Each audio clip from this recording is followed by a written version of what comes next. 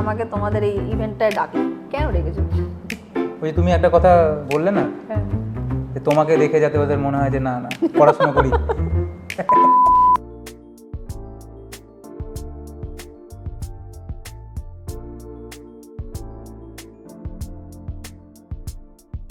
তো যাই হোক, আমাকে একটা জিনিস বলো, আজকে যে এতগুলো স্টুডেন্ট আন্ডার ইয়োর সুপারভিশন তোমার গাইডেন্স ফলো করে ডাক্তারি পড়ার একদম দরজাটা খুলে ফেললো, যে এইবার আমি ডাক্তার হবো বলে ঢুকে গেল, কেমন লাগছে? সেসব মিলিয়ে এমনিতে ঠিক আছে, বাট এই যে ডাক্তার হয় ভালো তো লাগেই, কারণ যেটা আমাদের মেন ইউএসপি, আমরা 5,000 টাকার মধ্যে পড়াই এক বছরে, যেটা অ্যাকচুয়ালি খুব অ্যাফোর্ডেবল জায়গায় ছিল। তো অ্যাকচুয়ালি যখন অনেকে এসে বলে যে এইটা না থাকলে তো আমাদের ডাক্তার হওয়া হতো না, কারণ আমরা লাখ টাকা দিয়ে পড়তাম কোথায়, সেটা কি পাওয়া। আমি ডাক্তারদেরকে লোকে যেভাবে জড়িয়ে ধরে, তার একদম দুরারোগ্য কোনো ব্যাধি থেকে সেরে ওঠার পর ওই ভালোবাসা বা ওই সম্মানটা আমার মনে হয় না আর কোনো প্রফেশন দিতে পারে।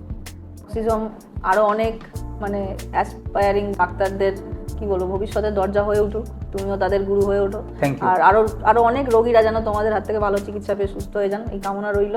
Thank you so much for calling. তোমার কেমন লাগলো আজকে এসে? আমার তো খুবই ভালো লেগেছে। এত কি ভাবলে এতজনকে এরকম একসাথে বসিয়ে পড়ানো যায় এই লেভেলে, এবং এরা সবাই 15-16 বছরের বাচ্চা। আমি তো এই ফিল্ডটার সঙ্গে একদমই জড়িত নই, তো আমার এই ব্যাপারটার বিন্দুমাত্র কিছু জানা ছিল না, কিন্তু এসে যখন দেখলাম এবং এটা দেখে আমার যেটা কোনো বিশাল একটা সেই সাংস্কৃতিক অনুষ্ঠান হচ্ছে, যে সন্ধ্যার সময় মানে পশ্চিমবঙ্গে পড়াশোনা করার জন্য ছেলেমেয়েরা এসেছে সকাল থেকে বসে আছে এবং পড়ছে, এই ব্যাপারটা তোমার কাছে কিছু অবাক লাগলো না লাগলো? তাদের বড় হওয়ার ইচ্ছে আছে, আমি মনে করি তারা প্রত্যন্ত মানে remotest corner of the country থেকেও পড়তে আসতে পারে, বিট ওয়েস্ট বেঙ্গল অর উত্তরপ্রদেশ, আমার মনে হয় সেটা ম্যাটার করে না। মানুষের মন, তার বড় হওয়ার তাগিদ, এটা সব থেকে বেশি বড় জিনিস।